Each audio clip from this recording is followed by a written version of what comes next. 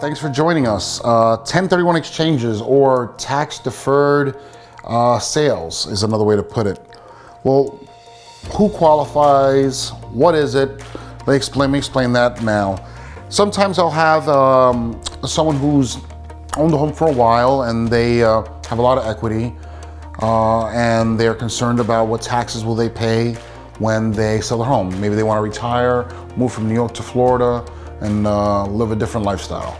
Well, 1031 exchanges only apply to investment property. So if you're selling your primary residence, right now there is a capital gains exception for $250,000 or $500,000 if you're married, if you've lived in the property 2 out of the last 5 years. So it's been your primary residence, you've not used it for investment purposes.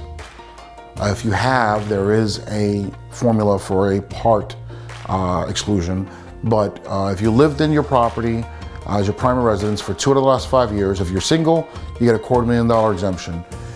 If you're married, $500,000. It could be one owner that's married, you still get a $500,000 exemption, or it could be 3 owners, each of them could be married and each get a $500,000 exemption. Same thing for single. If you own it with your brother and you guys are single, well, you get a $250,000, brother gets a $250,000 of that profit that is exempt from capital gains. But you cannot do a 1031 exchange. A 1031 exchange only applies to investment property. So, with my most common situation is a multifamily. Well, if you live in a 2-family, part is investment, part is your primary residence. What I said before applies to the primary.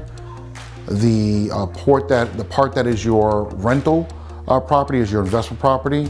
The proceeds from, in this case, 50% of your sale would have to go right to an exchange company or an intermediary that was going to hold your money in escrow. From then, once you close, you have 45 days to identify a potential property to purchase. Now, this identification can be more than one. It could be several different potential properties because you may not know which one you're going to get approved on the offer. And within 180 days, and this is a finite timeline, you're going to have to close on that property.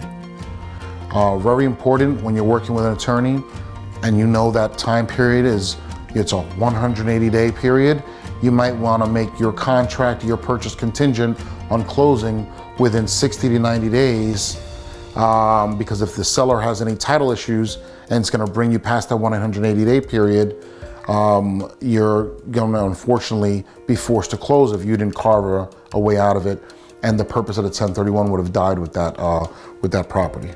So again, folks, any questions, give me a call. 1031 exchanges are only for investment property. I get this a lot. You can sell your property and buy 2 other investment properties. You can buy 1 other. It's a like-kind exchange, and it's been determined pretty much any investment property is going to fit that bill. Thanks again. Give me a call if any questions. Hope you're enjoying the videos that you've watched today. They're not meant to be a substitution for speaking with your legal professional, but just an educational tool. Thank you.